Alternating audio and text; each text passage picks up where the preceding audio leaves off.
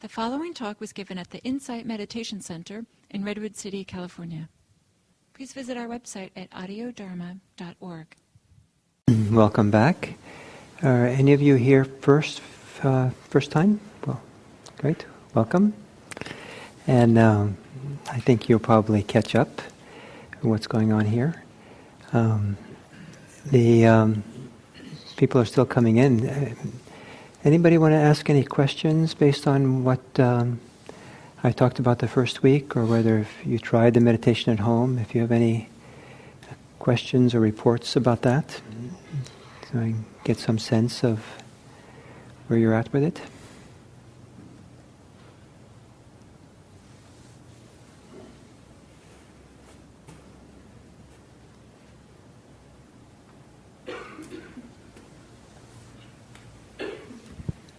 I had a minor question and an observation when I was trying at home. So based on, I was trying to fix a time when to go for a 20-minute session that you had recommended. And it felt like, A little bit closer. Sorry. I felt like the best time would be after work in the evening, because you are stressed out and you want to de-stress. Yeah. But unfortunately that turned out to be the worst one, because you have so many things going in your mind. Sure. So is there something that we should know about time in a day which works better than the other? Yeah, great. So what's the best time to meditate? In the evening when you're frazzled from work and all the activities, or in the early morning when before the mind's gotten too active and you can get calm quicker? So I'll use this as an opportunity to point out that when we do this mindfulness practice, you're supposed to become your own teacher. So the way you become your own teacher is through trial and error. So you try for a week, as you did, in the evening, then try a week in the early morning, and then compare. It's possible a person gets more calm and more deep and still in the morning, and it carries through the day very nicely. It's possible that a person sits at the end of the day and they're not very calm, but it really helps to kind of empty themselves of all the stuff at work and to understand and see what's going on in some deeper level than they would otherwise about what's going on for them. And they didn't get as calm, but they got, it was more useful. So it depends what is most useful. So that's, each person's going to be different. Some people it's better in the evening, some people it's better in the morning, and some people need to sleep, have trouble sleeping, and they find out meditating in the evening, just their sleep is so much better, even though their meditation is not so deep. So it's so variable from person to person, so trial and error is the way to go. Or, even better, you do both. I did that for years, and I would meditate when I came back from work, which was about 5:30 or 6 in the evening. And I'd meditate for about 45 minutes, and the first 20 minutes, I was always falling asleep. But then after a 20-minute nap, 20 minutes of kind of, I would suddenly get more awake than I'd been all day. Something would kind of come alive. And in the last 20 minutes of sitting, I was clear and present in a way that was very satisfying. And so it's kind of like I kind of got refreshed, or I kind of let go, or all this tiredness kind of sloughed off that wouldn't have sloughed off if I had just gone about my regular evening. Any other questions while we're waiting for people to come? Just to start kind of informally.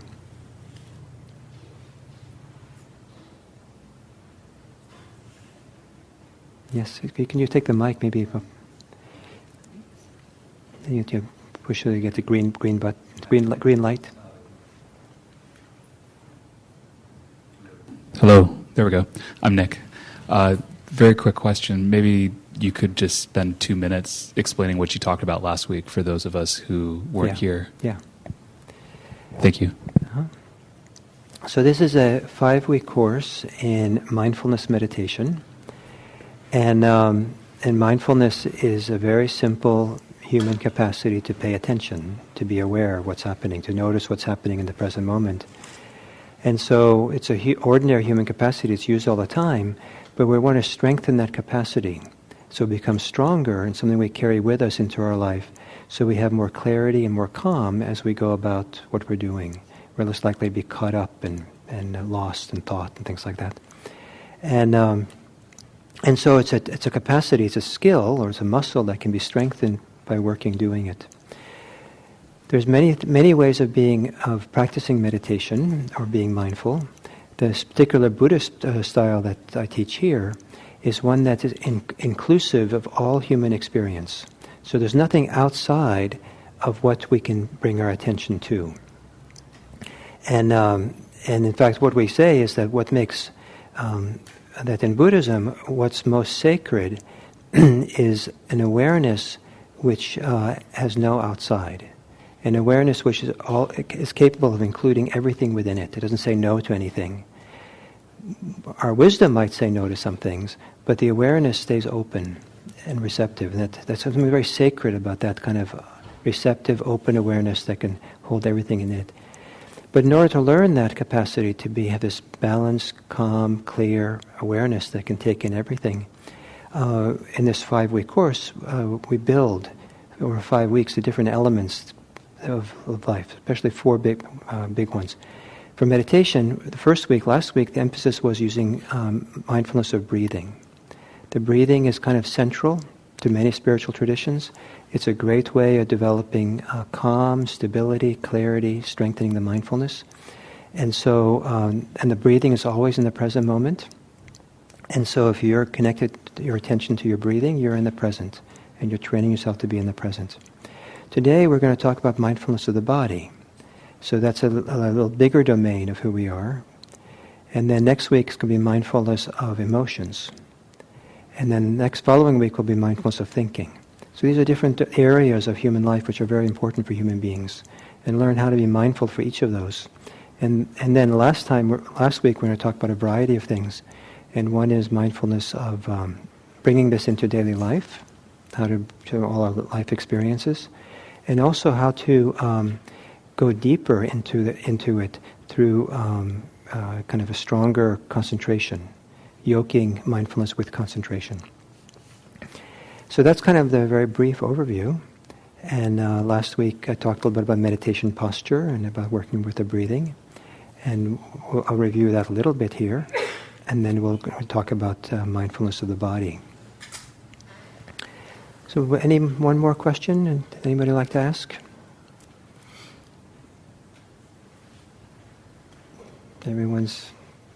No questions from last week and from their meditation? Those of you who meditated was all crystal clear and you knew what you were doing? And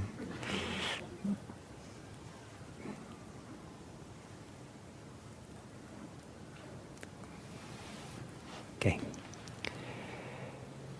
So the kind of awareness that we're using to develop mindfulness is an awareness which is uncomplicated. It's not complicated with judgments, with being for or against our experience. An awareness which is not entangled with commentary, stories, discursive thought. It's an awareness which is able to stay rooted or grounded in the present moment, so we can track what's going on in the present moment. Very common human beings are wandering off into thought, and if we wander off into discursive thinking enough, we can actually lose touch with ourselves, with the reality around us, and we're not really paying attention. And you can see that sometimes in meditation, because you're there to sit and be present, and after 5-10 minutes you realize you've been daydreaming for a long time, so you come back. It can happen in conversations with people. You're having a conversation and they're talking to you, and after a while, after maybe 10 seconds, or hopefully not longer than that, you realize you don't have a clue what they just said because you're reflecting on something, thinking about something. And or it can happen in all kinds of walks of life where you're not really present. I remember many years ago I was driving down 280 here, the freeway, and I was supposed to get off at Page Mill, and I didn't really wake up from my reverie until I came to El Monte. And so I was driving safely, but I was still kind of, I wasn't really present, right? So, so the idea is to have this awareness which is not laden, not burdened or entangled with all this extra stuff, which we say clouds the eyes, clouds our ability to see what's there, and we don't see accurately. Sometimes we are in the present moment and we are present for something, but we have an overlay of projections and ideas of what that's there. We project. Human beings are tremendous projectors. We have judgments, assumptions, beliefs, biases about people, what's going on. We see people through our memory of how they used to be, and they've changed, and we don't see the change. Sometimes maybe it's easier to see for yourself when you see someone you haven't seen for a long time, and they treat you as the same person you were before, and you say, "No, I've changed."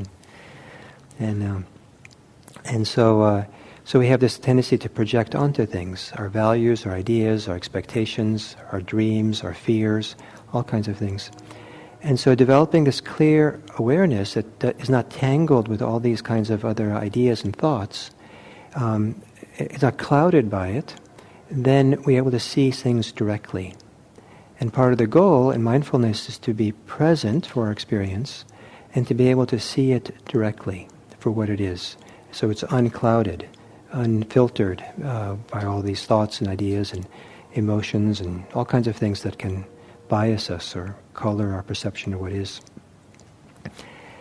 So I'll tell you a story from, I was teaching a retreat many years ago, many years ago, I was a new teacher, and in our tradition of teaching meditation retreats, we teach together with usually a cohort of teachers, like there were 5 of us teaching the retreat. And a couple of them were guys who were really devoted football fans. I think the 49ers were winning a lot back then. So it was during the retreat, the 49ers were playing a very important game. So the teachers, those 2 teachers, snuck into the TV room at the retreat center and were watching the football game. And I was a young teacher, I followed the senior teachers along and sat there and watched with them, and we watched the game as people do. And then there was a commercial, and one of the teachers pushed the mute button, and then we talked. That seemed like a reasonable thing to do. And these are mindfulness teachers. So at the end of the commercial, the game started again, but the teacher who had the remote did not unmute the football game. And since he's a mindfulness teacher, I kind of figured he could see what was going on. He knew what he was doing. So I thought, well, this is... so then I took what's a very common mindfulness practice approach. Rather than nudging him, say, hey, I got curious. Became curious, interested. What is this? This is unusual. Rather than complaining, let's take a closer look. What's going on here?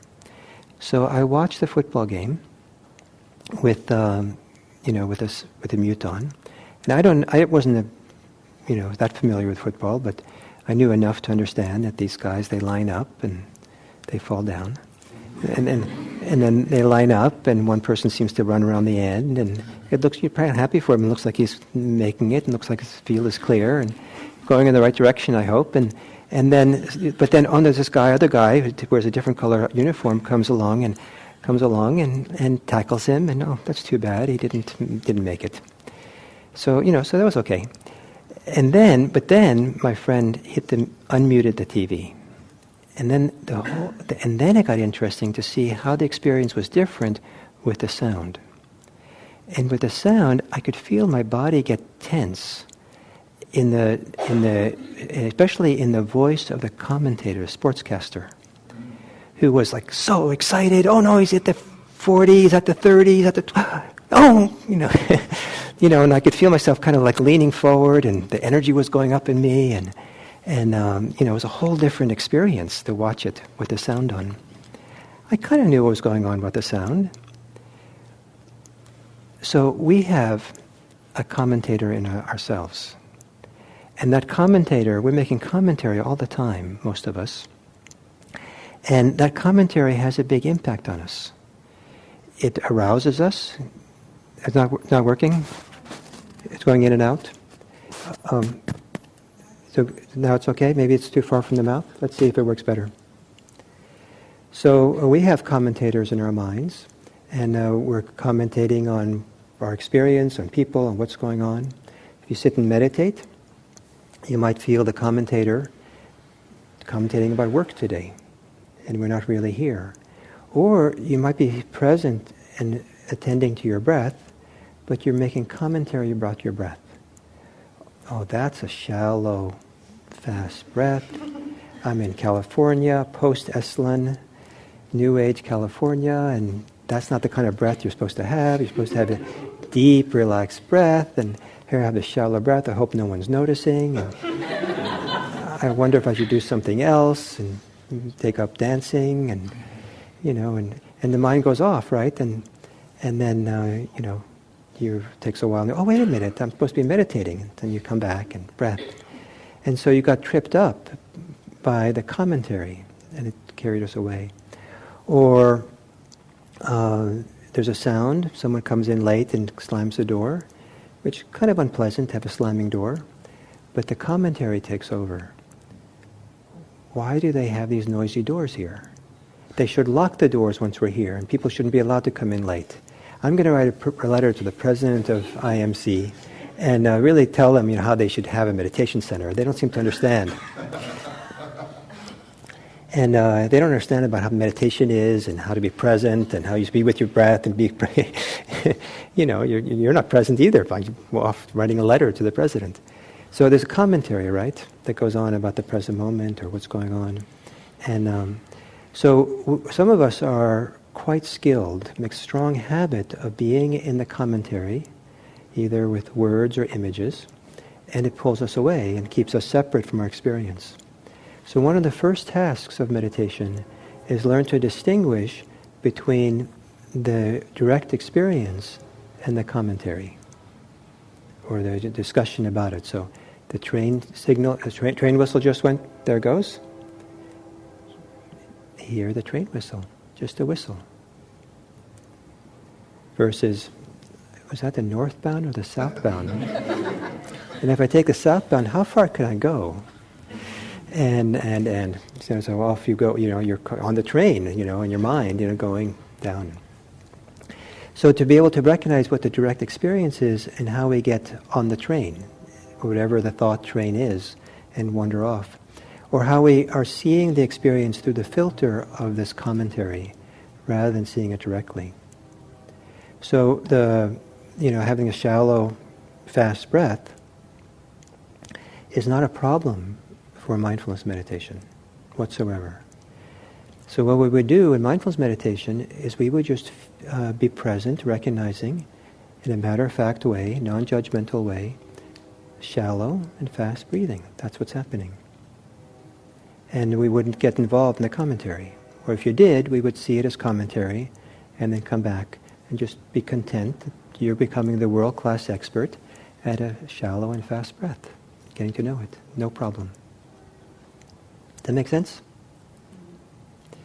So I mention all this as an introduction to the topic of mindfulness of the body. Because many people have a lot of commentary about their body. And sometimes when you drop into your body and start feeling it, then the commentary gets aroused in many different kinds of ways. And the body itself tends to have a lot fewer problems than the mind thinks it has. I remember when I was a young kid, I have kind of a high forehead, and I was very concerned that I was going bald.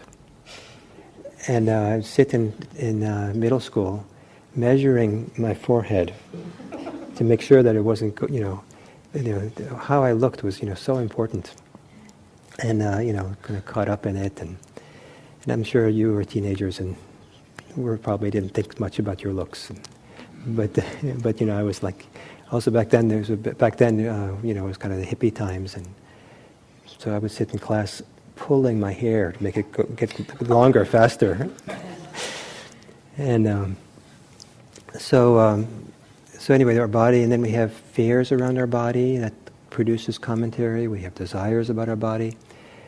It turns out that if we can drop down and just feel the body for what it is by itself without the commentary, the body tends to be much more at ease or content than we can be if we're up in the head and the ideas and the dreams and expectations and disappointments that might be there, the judgments. And so it's very powerful to be able to feel, experience, have the direct experience without the filter of all the ideas we have and stories and everything. And it's one of the reasons why it can start to be very relaxing to meditate, because we free ourselves from all this stuff that's extra, that's not needed to rest at ease in our direct experience. Okay? Hopefully that makes some sense. So what we're going to do is start with a meditation now. And in the course of the meditation, I'll introduce some of the basic things we did last week, and at some point in it, with the breathing, but also introduce to you mindfulness of the body and how we do that. So you've been sitting now for 20 minutes, and so you're maybe not used to meditating, so if you'd like to stretch for a minute so that your legs are refreshed, you're welcome to do that.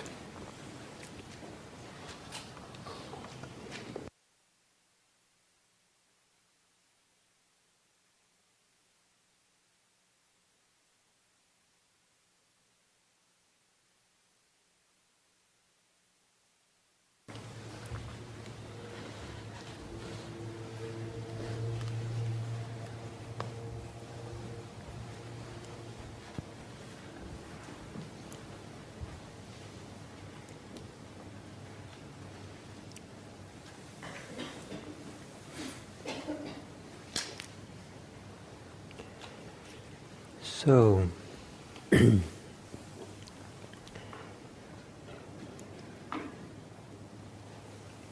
idea in meditation is, if you can, is to take a posture that expresses some alertness. So usually you do have your torso, where you sit up, maybe the spine is a little bit more alert feeling than you normally have it. So sitting up a little bit straight. But also to take time to sit in a posture that allows you to be at ease somewhat, to be relaxed, to relax in. So somehow the balance between being alert and being relaxed. If you're too alert, you might get agitated. If you're too relaxed, you might fall asleep, especially this time of day. So taking a posture that allows you to be both physically alert and relaxed. Gently close your eyes.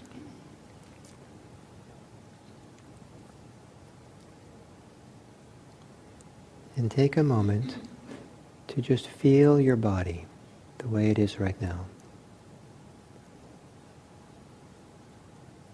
The sensations of your body.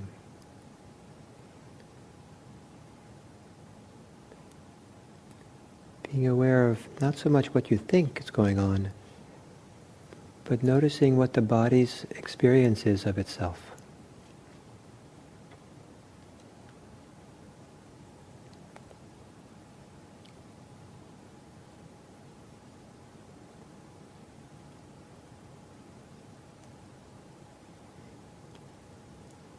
And then as a way of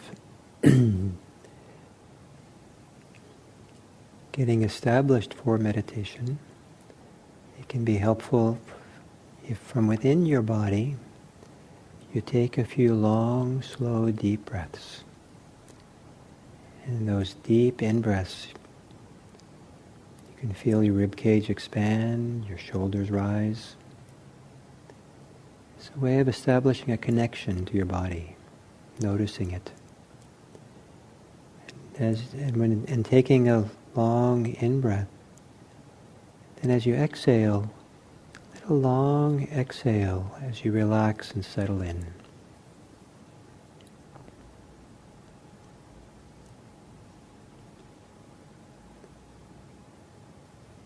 Breathing in deeply and then settle into your body as you exhale.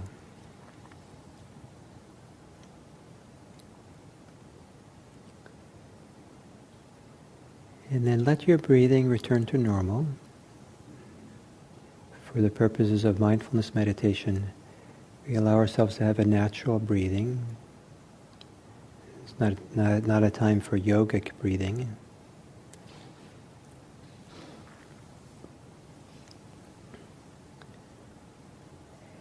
And also as a way of getting established here, you might scan through your body to see if there's any easy muscles groups that you can relax.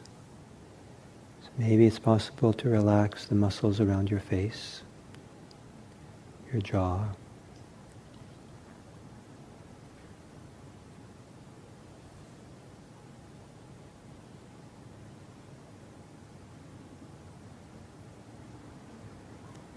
Maybe as you exhale, you can relax your shoulders.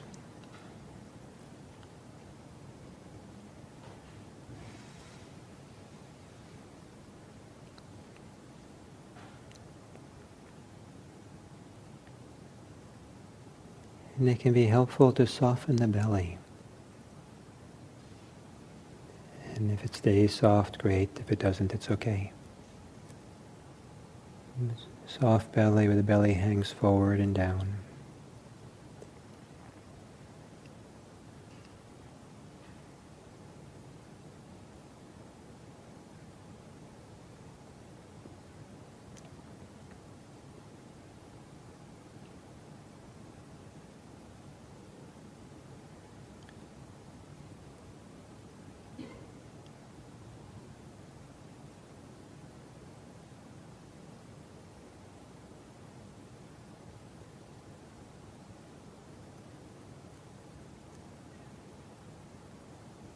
And then notice where in your body your breathing, experience of breathing is most pronounced.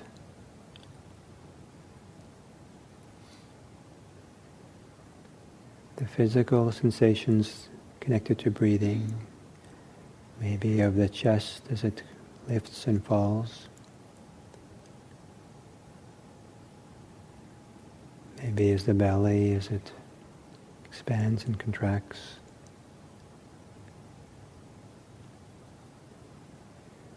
Maybe the air going in and out through the nostrils.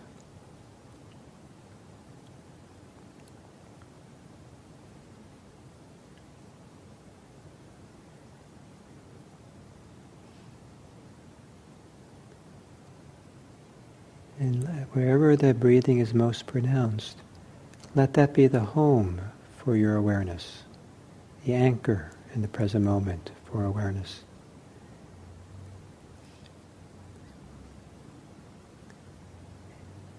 And for a few minutes here, in the silence, see if you can stay with your breathing without any commentary, just being aware of breathing. And if the mind wanders off in thought, and you notice that, then without any commentary, just begin again with your breathing. Come back to your breathing as often as you can.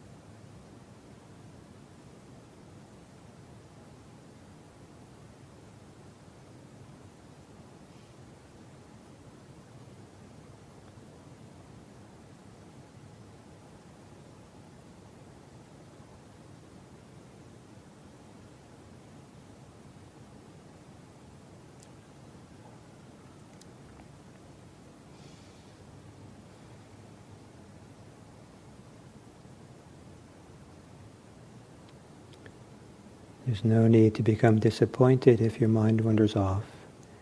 Disappointment is just more commentary.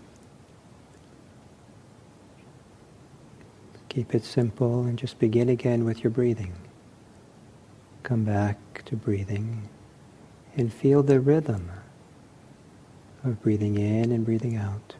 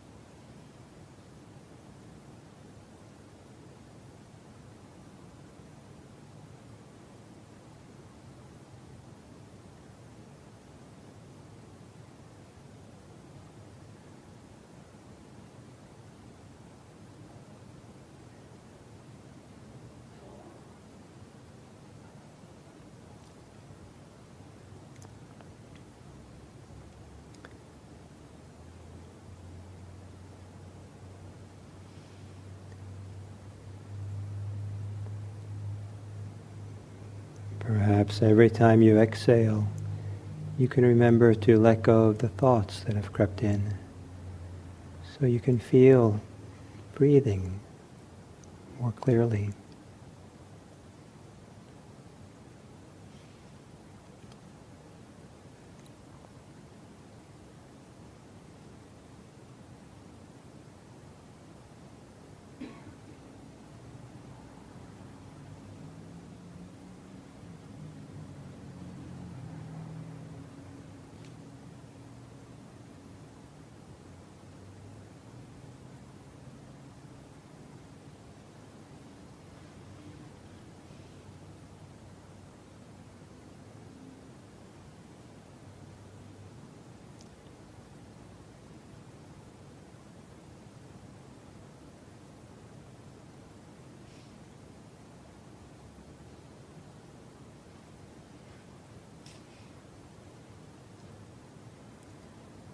And then to introduce to you mindfulness of the body, I'll guide you in a little exercise.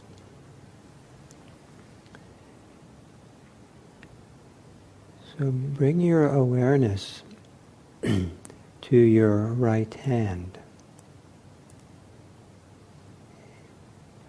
and feel the sensations of your right hand.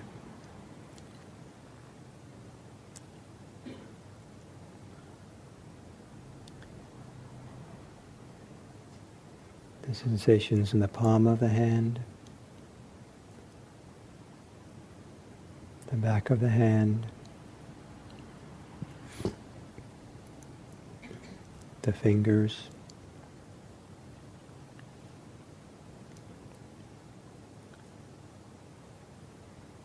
perhaps you feel vibrations, throbbing, warmth or coolness,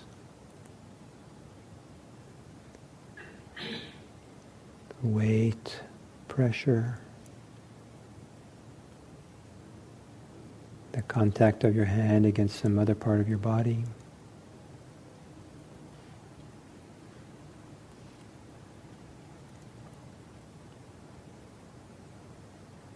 And as you keep your awareness in your right hand, notice how many different sensations stand out.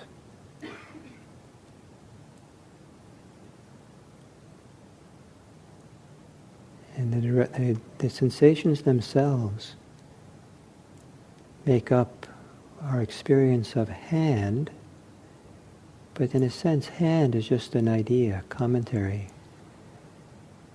label for the sensations we feel with the eyes closed.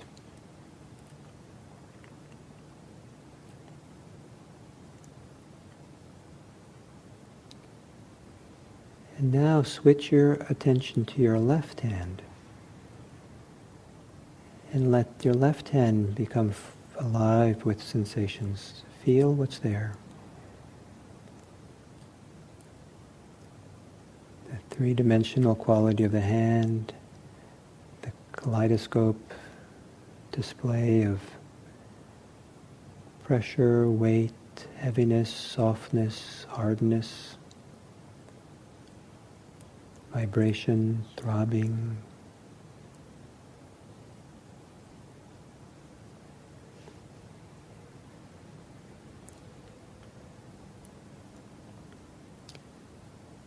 And chances are that by directing your attention to that part of your body, you feel much more sensations than if you'd ignored your hand. Kind of comes alive with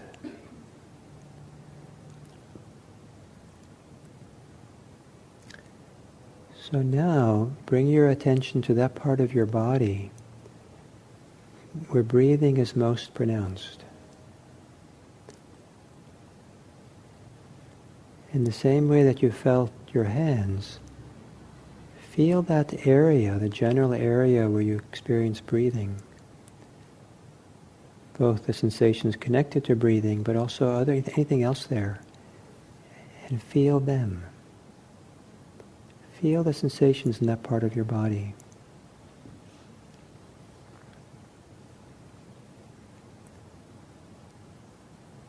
Feeling how the sensation shifts and change with the in-breath and the out-breath.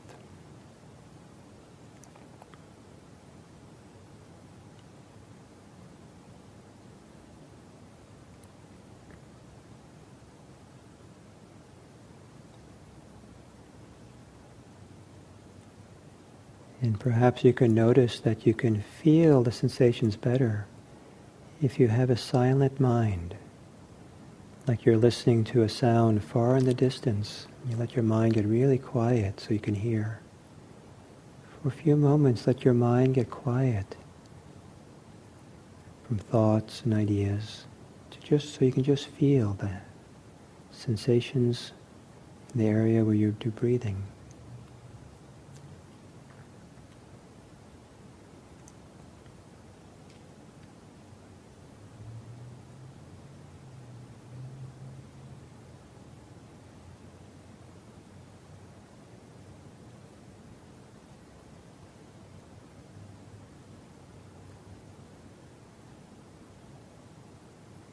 And now, bring your awareness to the strongest sensation in your body. It doesn't have to be particularly strong, but whatever qualifies as the strongest sensation, bring your attention to that part of the body in the same way as you felt your right hand.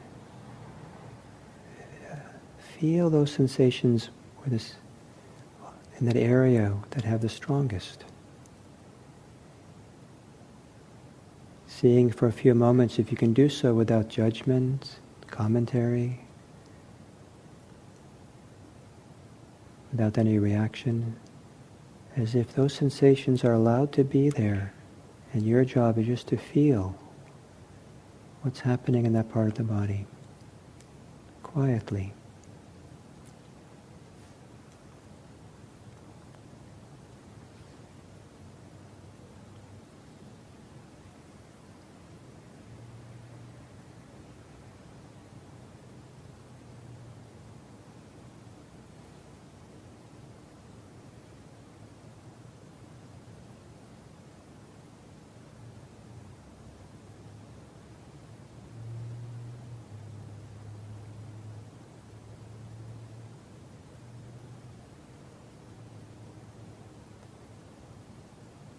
And then finally, bring your awareness back to your breathing. And gently let yourself experience the sensations of breathing, the body breathing. And every time you exhale, remembering to let go of your thoughts so you can be more directly aware of the body breathing.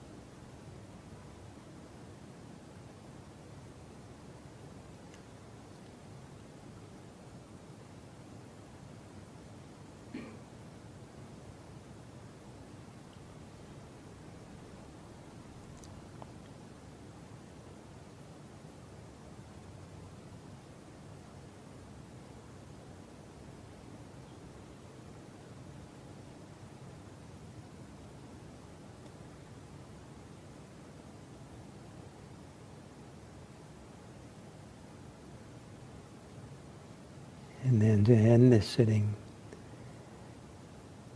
take a few long, slow, deep breaths and feel your body again.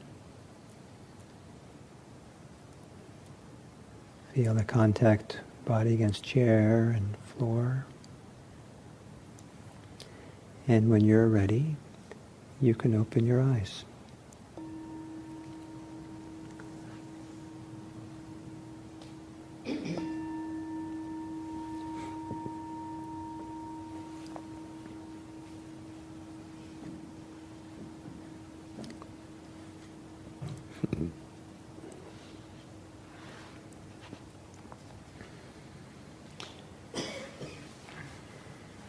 So, the practice of mindfulness comes from, originally the way we teach it here comes from Buddhism. And the word, ancient Indian word that we translate as mindfulness, is a word called sati. And there's nothing about the mind in the word. But over time we've adopted the word mindfulness to translate it. And I wish they had chosen bodyfulness, because the body is it's like the temple of mindfulness practice. It's like the domain or the place where mindfulness really unfolds. If you go and study monasteries, Buddhist monasteries in Asia, you see that over and over again the emphasis is kind of be in your body, be embodied. And you don't get that sense from some Buddhist books in English, Introduction to Buddhism books. It's almost like the body doesn't exist, because there's all these ideas and concepts and all that that's taught. But to be in your body's always in the present moment. Where else is going to be? It's always here and now with you. Your mind can be anywhere. It can go off in its thoughts into the past, into the future, other places, other times. And one of the ideals is, and when we tend to work better, the whole system works better, if our mind and body is in the same place at the same time. And generally we don't move our body to where our mind is. That's a lot of work. And some of it's impossible. And but so the task is to bring the mind to the body, to where the place where the body is. So this idea of being in the here and now is not just a good idea in itself, but it's also a wonderful way of harmonizing the body and the mind so they can be working together. And the body and mind working together, there's so much more intelligence, creativity, so much more information that we can live with, that people tend to live much more wise lives when these two are working together. So before I talk a little bit more about the practice of mindfulness of the body, I'd like to hear from a few of you what that was like to do that meditation. What was your experience like? And you're welcome to say anything at all. It's nice to get a range. But you can use the mic so everyone can hear. That'd be helpful with the green light on the button. It was surprising actually because I didn't know that some of the sensations existed. You didn't know some of the sensations existed? Until, you asked us to notice them. And what was it like when you noticed they existed? I just found I went really deep as a result of that. So deep means your mind got quiet? Yeah, and still, really quiet. You got kind of absorbed in those sensations, kind of? Or? Yeah, I found it really surprising what happened. Nice. I don't have any other words. So the power of real careful attention, and you kind of bypassed probably the discursive mind, right? The commentary, in order to just be there in the direct experience. Yeah. Yeah. And the commentary kept coming back. But you noticed it. Yeah, I did. And when you noticed it, what did you do? Nothing. I just let it go and came back to the sensation. Great. Let it go.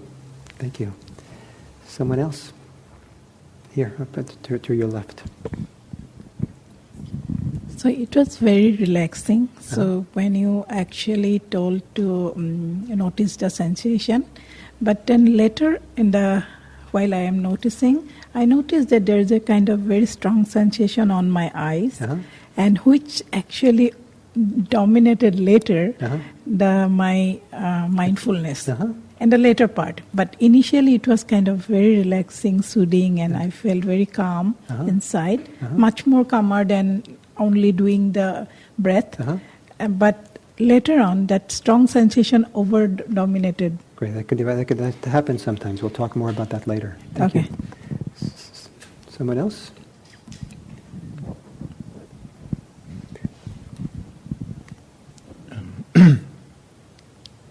In bringing my awareness to a specific part of the body, I noticed my tendency to want to fix... A little bit louder, please. I tend to want to fix like the posture, or so for example, when I brought my awareness to my right hand, I noticed it started to, it was all tense, so I thought I should release it. And same thing for the belly, which is not a little contracted, so yeah, that's... Very good. So if you stay in your head or stay distracted, you won't notice what the body's doing. But if you notice and really feel it, so if it's tense, then it's usually pretty automatic or natural to feel relax it. And so one of the reasons why meditation can be very relaxing is we tend to start noticing how we hold tension, and we can begin softening and relaxing around it.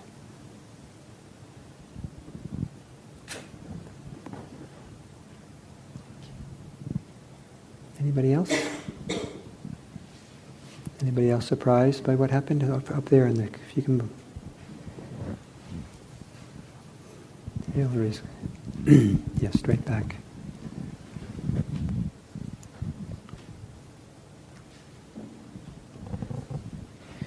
What I found interesting, can you hear? Yeah. What I found interesting that the focusing on the body sensation. Could you turn it up a little louder?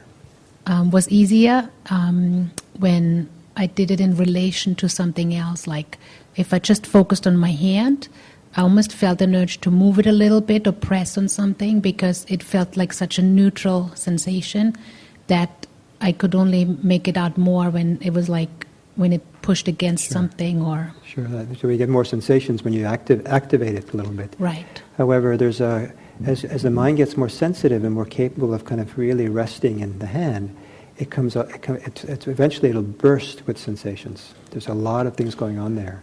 But if it's kind of foreign, we're not used to it, it can seem very neutral at first. So anyway. I found myself like slowly going through different parts of my body and noticing where I was tense. And I got to a point where I was relaxing them so much that I just kept falling asleep.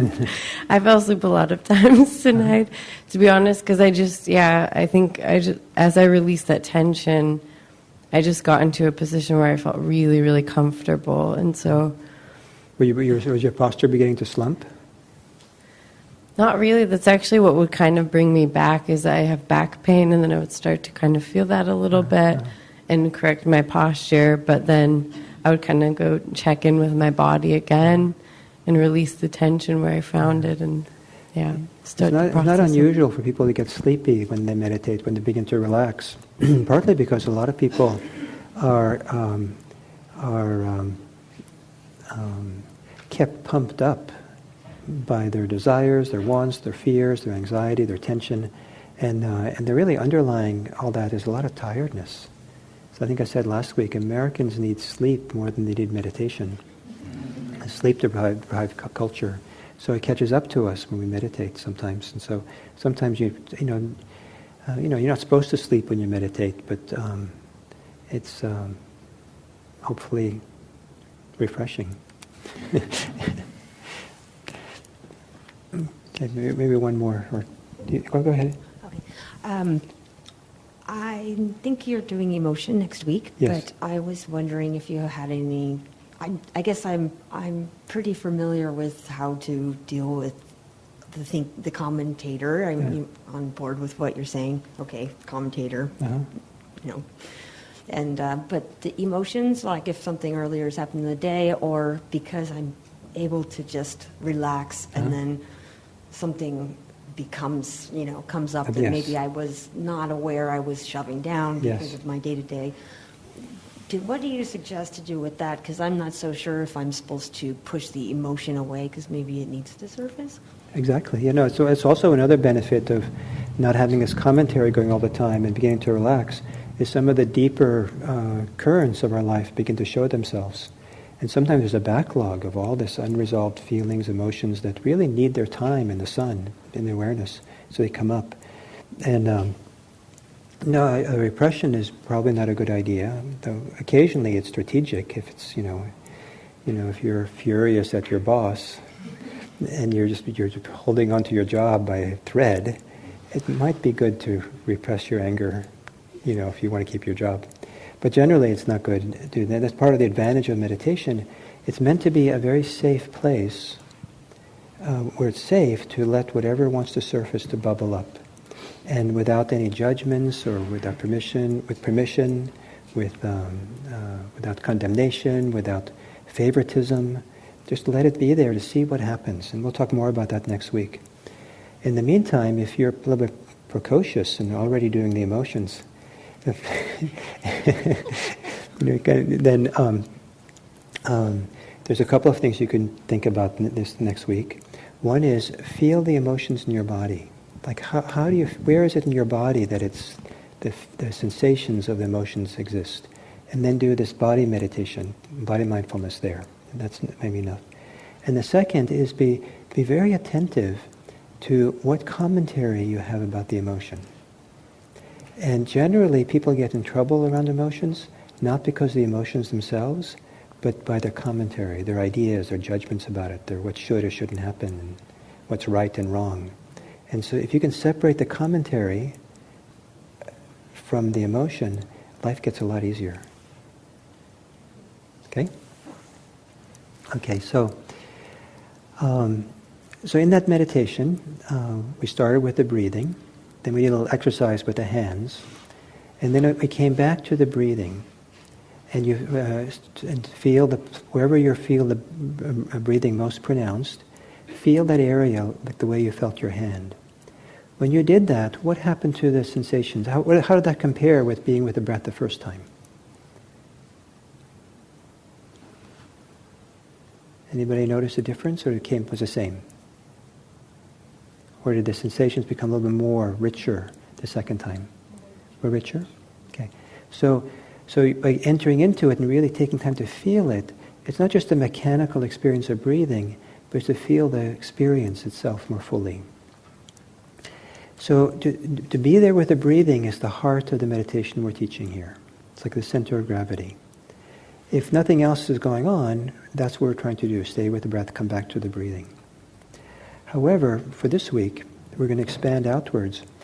If some body sensations, some part of your body, has stronger sensations than your breathing, some other parts of your body is more compelling, because it's calling on you, whether it's really pleasant sensation or unpleasant sensation, then the practice is to let go of focusing on the breathing and bring your attention into that place where the more compelling sensations are, just like you did for the hand. Just really feel what's going on there. Because what we're trying to do here is to be present for our life as it comes to us. And so the stronger sensation is the stronger life that's coming to us. If you just stayed with your breath, with breathing, and a stronger sensation is happening, you probably set up a tension between this other thing wants your attention and you're trying to stay with the breath. And that tension is unnecessary. Just let go of the breathing and bring your attention and place it in that part of your body where this more compelling sensation is. And then do mindfulness of the body there. Just feel it, be with it, sense it, experience it as it is. Being careful not to have any commentary. Or if you do have commentary, see the commentary as something separate, distinct. Like when there's uncomfortable sensations, it can be hard to be with. It's harder to be with if we have a story we're telling ourselves about it. I have an ache in my knee. It's an ache in the knee. But then I think, I wonder if I have gangrene. And will the doctor have to, how high up are they going to cut off my leg? Oh no, not again, gangrene, losing another leg. This is, how am I going to live my life? And, and so then I get all tense. And then if I get tense, my muscles tighten around the knee. And guess what happens then? It hurts more. So the idea is to kind of try to keep the commentary from getting entangled with it and just be with it simply as it is. And then to feel it carefully. And one of the interesting things about feeling and sensing carefully is that many, many times when we experience something, we experience it through the filter of an idea, of a concept that has a bias to it. So for example, if I have an unpleasant sensation in my knee, it aches. So if I really feel it, sense it, I feel hardness, pulling, tightening, sensations like that are kind of intense. If I say to myself, oh, there's pain, let me feel the pain. The word pain is actually an abstraction that covers intense sensations of many different types. And so we want to drop the word pain and feel directly, oh, that's pulling, that's burning, that's tight, that's pressure, that's intense. And many people find that when they drop the label pain, because it's such a biased word, like so frightening, pain, it's almost as bad as saying I have gangrene. And then it tends to kind of make the whole experience more difficult, maybe even more painful. But it's kind of like you're dropping underneath the concept that we use to experience it directly. And it's not uncommon for people to find that it's not so bad. And not only is it not so bad, but it begins to kind of move a little bit. It's more fluid. We tend to hold things in place if we have a concept for it. But if we don't have a concept for it and feel it instead, it tends to loosen it up and it kind of begins to flow a little bit more. A friend of mine was teaching mindfulness for people who have chronic health conditions many years ago. And this retired, strong, I guess, tough, retired police officer who had excruciating back pain came, because they say that mindfulness is supposed to help with dealing with back pain. And he was told to feel that part of the body where the back pain was. And he got really angry. I'm here not to feel my pain. I'm here to get away from it, to stop it. And this is counterintuitive to feel it. In the mindfulness practice, within reason, you don't want to damage yourself, but you want to bring your attention to the strong sensations and explore how to be there with it in a relaxed way, without commentary. Just let it be there, let it come alive and show itself, let it be fluid and move. And not always, but many people find it's a lot easier that way. It also helps the mind to learn how to be quiet with an experience that's difficult, rather than getting agitated. So just be there with it. Let's just be, it's okay. And the same thing is true for very pleasant sensations. And when people meditate and really get into it, sometimes there can be very pleasant sensations that arise. And then some people will lean into them and want to hold on to them. This is great. I'm America's gift to Buddhism. This will be great, and I hope they give badges here at IMC for best meditator, and I'll, go to work and show my people how great I am, and it's like all this joy, and we get in. That's commentary, right? We're lost in this whole world. So if there's pleasure and that's predominant, you're allowed to feel it when you meditate mindfully, but just feel it. Don't have to add anything to complications. Just feel it and let it be there, and let that become fluid and without a story. So we stay with the breathing until there's something else more compelling, and then we leave the breathing and let the attention into that part of the body. You stay there as long as it feels that it needs to be acknowledged. Sometimes it's enough to acknowledge something, recognize it a little bit, and then it kind of stops being so compelling, and it's easy enough to go back to your breathing. Sometimes it stays compelling, and then what we do is we just stay and be present for it, explore it, feel it, be with it, until it fades away or disappears or shifts into something else. And then you can go back to your breathing. And there's no time limit in how long you can meditate on some sensation in your body. It's a very good object of meditation that keeps you in the present moment, staying with it in the present moment. You get to understand what goes on in your mind, and you learn how to kind of be simpler and just be present in a quantumous way. Because the mind has such a strong tendency to wander off, there's a technique we call mental noting. And the mental noting is use a little note in your mind. It's a soft little whisper in your mind, the back of the mind, that kind of says, basically saying, stay there. Stay connected. So if I'm feeling the ache in my knee, I might just say knee. Knee. And that encourages me, stay there in the knee. Just experience it there. Because it's like using a very simple thought to stay present. Because if I don't engage my thinking at all, an idle mind will get in trouble. Idle mind will get caught, swept up in thoughts, and pretty soon I'm having gangrene and going to the doctor. And so the idea is to just stay. So just knee. Or if I feel really hot. Just feel the hot. Just very simple. The word should be very simple to encourage a simple awareness. Just be there, hot, and feel that. Feel that. In a test question they give you in Zen, they say to you, what do you do when it's really hot?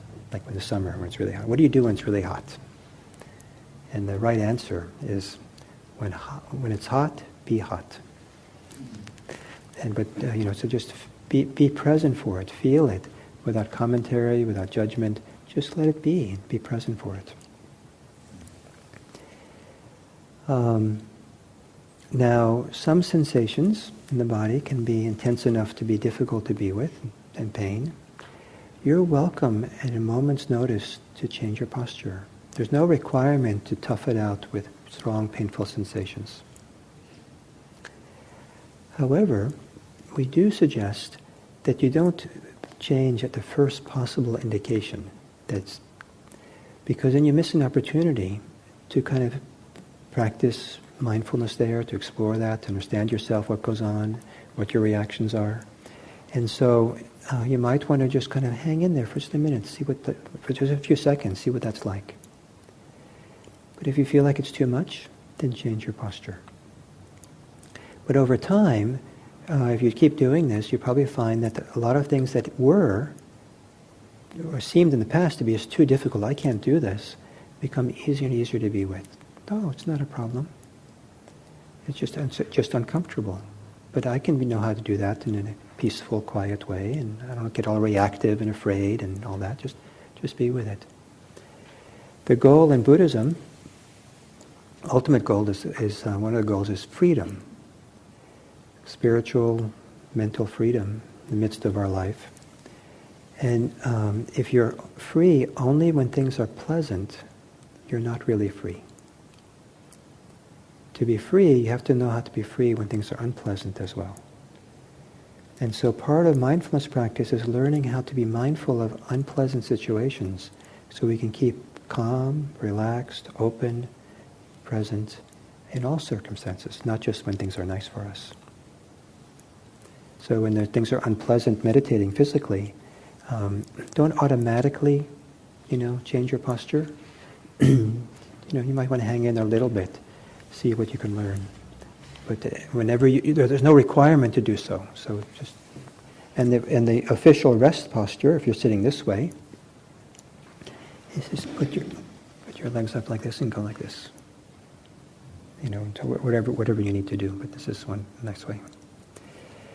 So what do you think of all that? Do you have any questions about that or comments you'd like to make? Yes. So it's on the stage there, probably. So the one question I had was, you did the mindfulness with the hands. Should we be doing it with all of our body or different parts, or is there a reason to do just hands? So there are different ways of doing this kind of meditation. There is one technique called the body sweep or the body scan that some people do. And that's where you systematically do the same thing with the hand, but you do it systematically from the top of your head, through the head, the neck, the shoulders, the arms, the torso, the legs. You just do everything systematically, and you cycle through a number of times. It's very concentrating for some people. In our school of Buddhism here, we don't do that very often. Occasionally we do it. But rather it's more random. We start with the breath, and then we only go to some other place in the body when it calls on us. And over time, like over months or something, you probably bring attention to many different areas of your body, but it's not on your schedule; it's on its schedule. Does that make sense? So it's kind of like there's a mandala or a spider's web, and we're sitting in the middle of the web, which is the breathing, and then if something happens elsewhere in the web, we go take care of it. And then when it's taken care of, we come back to the center, the breathing again. And then something else happens in the web, we take care of it. And if we're a spider, we eat it, but but we just practice mindfulness. Buddhism's into nonviolence. Does that make sense? That makes sense? Okay. Other questions or comments?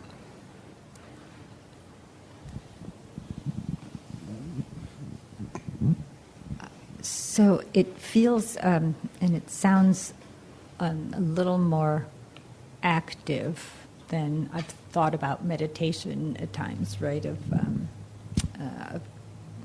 almost seeking to feel so that you can then pay attention to it and be aware of it. So, and maybe we'll be talking about this. So, the second part of the question is, I guess, is this a practice that we might do, which would focus exclusively on the body, or is it just one of the many things that we would eventually pay attention to in whatever random order, our emotions, our thoughts, our body, etc.? Right. Yes. So to answer the second half first, some people find it very helpful for a long time, like for a year, just do mindfulness of the body. It really kind of creates a good foundation. But what you're going to learn here from me is using the breath in meditation as a center, and then be able to bring attention to whatever is compelling in any domain. So next week it's emotions, then it's the world, the cognitive world of thoughts, and so forth.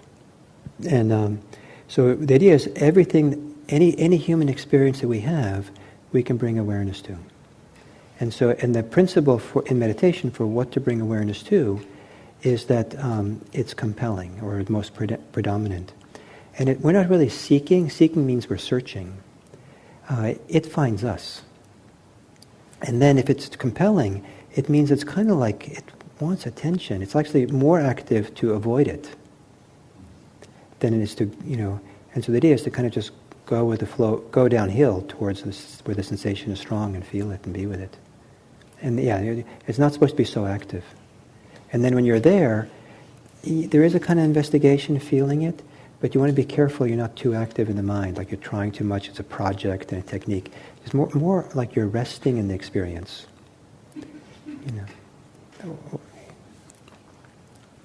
Right behind you there.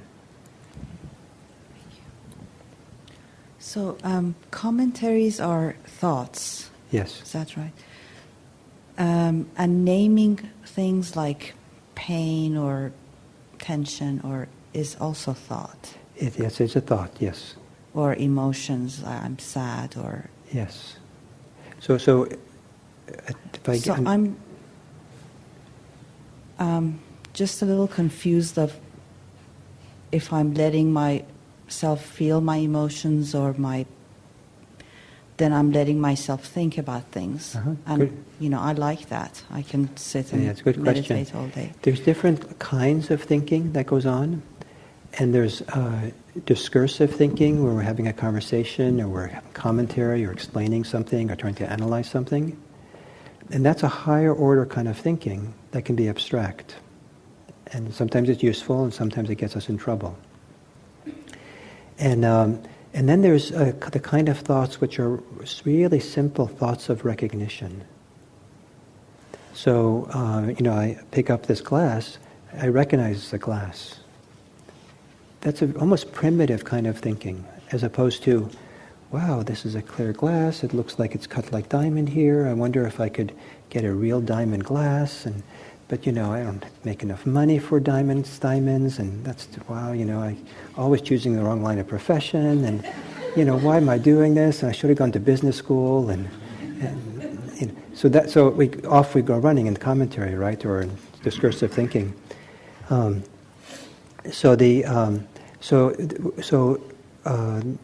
Some people find it helpful.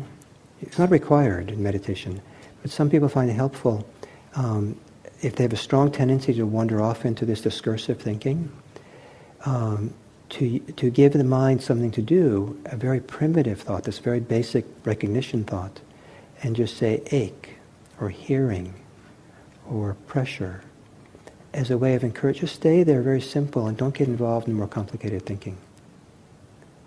Does that answer your question? Yes, I think next week when we talk about emotions. It's going to be much harder because it's just so much easier to go with that than just... Yes, for sure. And so this is called a practice. And so don't worry about getting it right. I tried to say last week, you can't do this wrong. So just, it's a practice that you grow. And one of the ways that you grow in this practice is you learn about yourself. And you see how all the kind of patterns and processes that you have, and as you see it more and more clearly, there's more wisdom and more freedom. So, as long as you're seeing what's going on, it's great. There's no problem. So even if you feel like you can't stay with even half a breath, you still might be learning a lot about yourself. And over time, it's a practice of self-understanding how to be with that, and you'll probably find your way. Now, some people find these little primitive mental notes to be helpful. Some people find it helpful sometimes and not other times. Sometimes it's just too active. It keeps the mind kind of, you don't need to. You can stay more quiet with the experience. So it's just a little technique. So one more, and then I would like to say some more. just kind of to stay with this subject.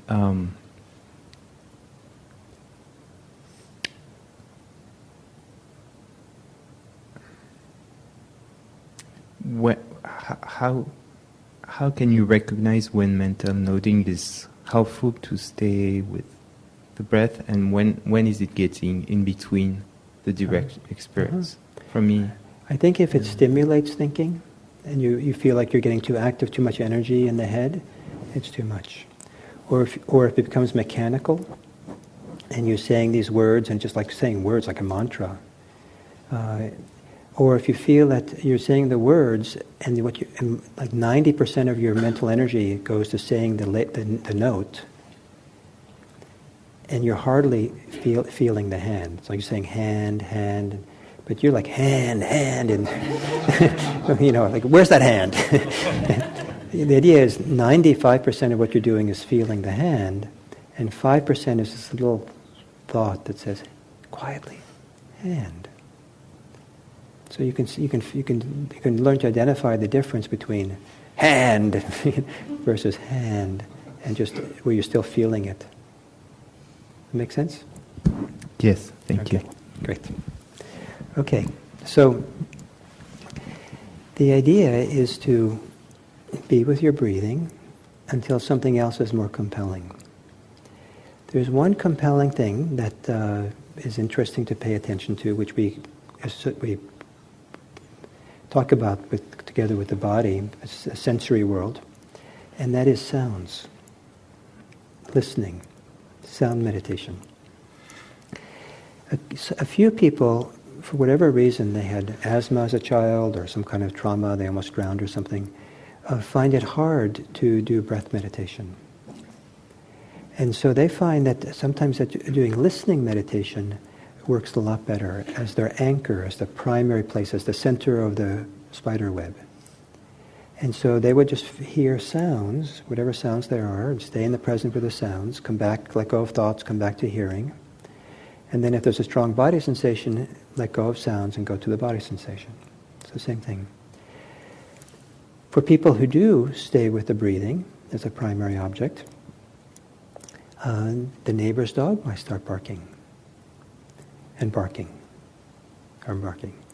So one strategy with the dog barking is to get angry at your neighbor for one more time, having that barking dog, and why isn't the homeowner association doing something, and I'm going to write a letter, and you've been down that route before, and it's not a very productive and useful way of meditating. The other way is to just turn towards the sound as a completely legitimate meditation subject, and just do listening meditation and hear the sound barking, just let it come, and notice if there's commentary, notice if there's a reaction, and see if you can just feel the sound, sense the sound as sound, and the sound is in the present moment. It's helping you stay in the present moment. You can actually get very calm, very centered, listening to a sound, even an unpleasant sound. So this is an example where you're staying with the breath, something else happens that's really compelling, and rather than fighting with it, or resisting it, and holding on to your my precious meditation, someone's bothering my meditation, we make the problem the meditation. And then it's not a problem. Do you understand this idea? Okay. So I wanted to do that with you. We have just a few minutes. So why don't you take a meditation posture?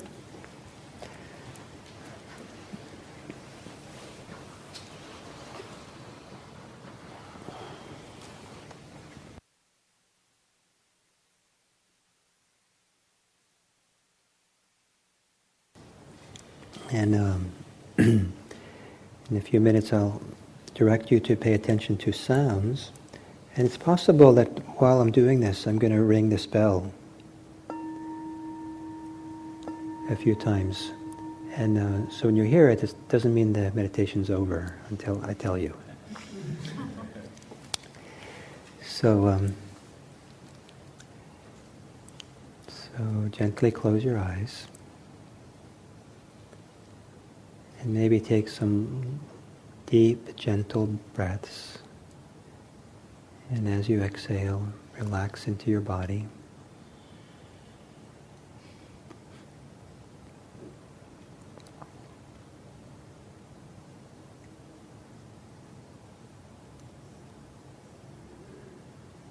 And then let your breathing return to normal.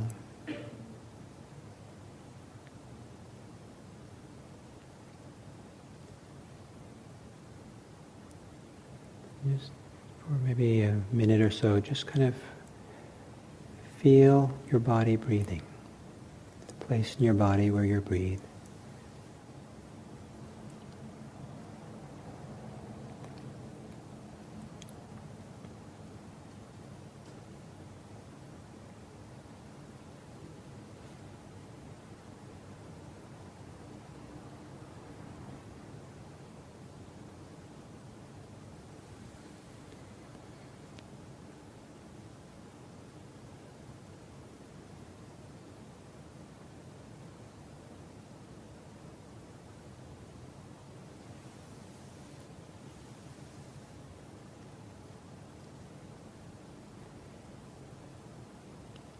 And then bring your attention to the center of your head and space between your ears.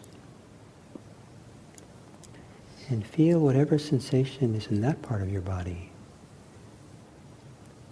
And there might be no sensation, that's okay. Just take a few moments to feel the absence of sensation then, between your ears, behind your forehead.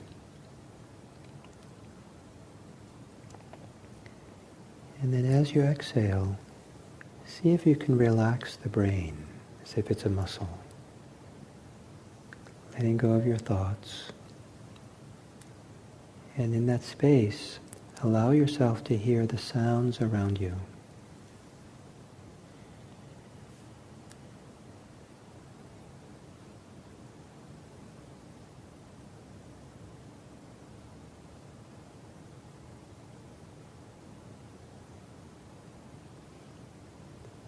The sound of my voice.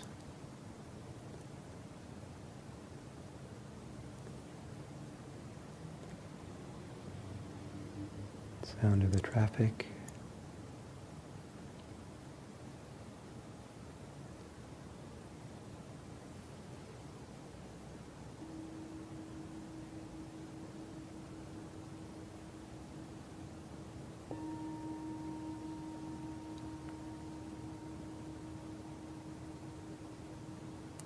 Letting go of your thoughts. And almost like you're feeling the impact of sounds.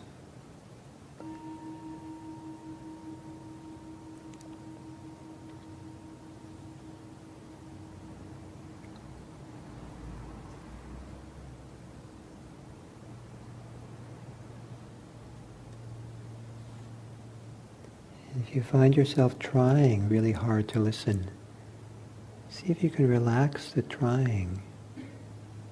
And just stay open to receive sounds.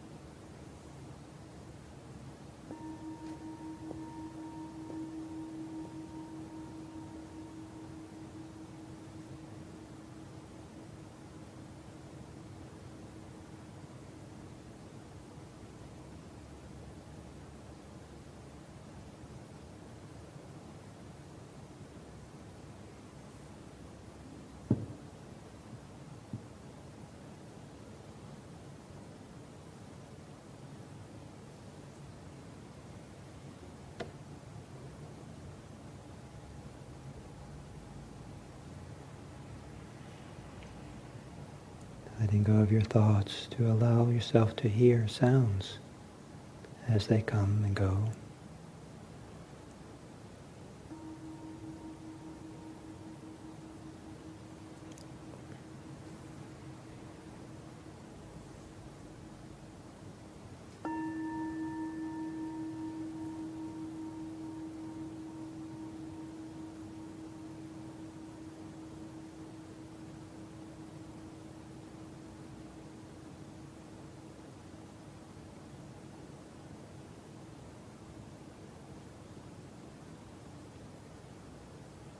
And then you can return to your breathing.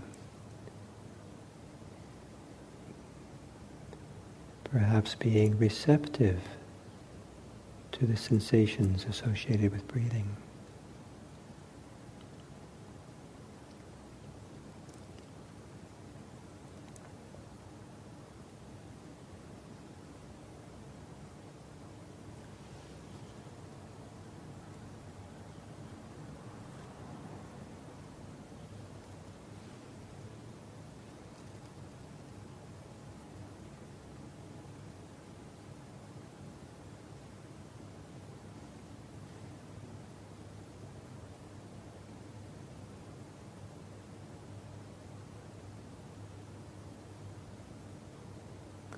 And then to end this sitting, you can take a few deep breaths, feel your body,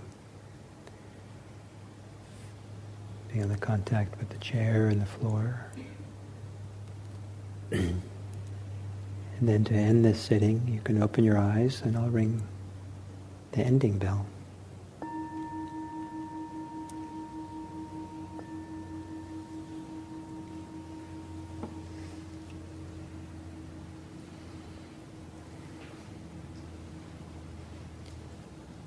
Did some of you find that interesting to do hearing meditation? A few of you? So that's so the basic idea is to stay with your breathing for this week. Stay with your breathing. If some compelling sensation in your body shows itself, bring attention to it. Be mindful of it. When you no longer feel it needs attention, you can come back to your breathing. If it's a sound that's compelling, let go of the breathing and attend to the sound in this receptive way. And when it no longer needs attention, come back to your breathing.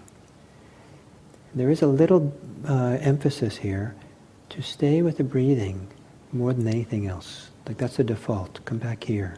The breathing is a great place for most people to kind of develop stability, concentration, develop the mindfulness, to be in the present moment. But if the breathing doesn't work for you, for the variety of reasons, this hearing meditation can be the center of your web. That's a perfectly good one. Okay, so there is a handout, a green handout that has a little bit of review about this, kind of this instruction, and also some exercises you might want to do during the week, mindfulness of the body exercises. So you can pick one up if you want. And also, I have a book called The Issue at Hand, which is essays I've written about mindfulness practice, and some of this is about what we're doing here. We give it away for free here. It's available on the counter as you leave, and you're welcome to take it if you like to read and learn more about this. And otherwise, I think anything else? Oh, so we have a few people here who have taught this intro class and are senior practitioners here at IMC. And if you'd like to ask them questions about anything at all, about being here or the practice or my instructions, or you can talk to them. So I mean, Tom is over there. Tom is one. And Bruni is here. Don't stand. So,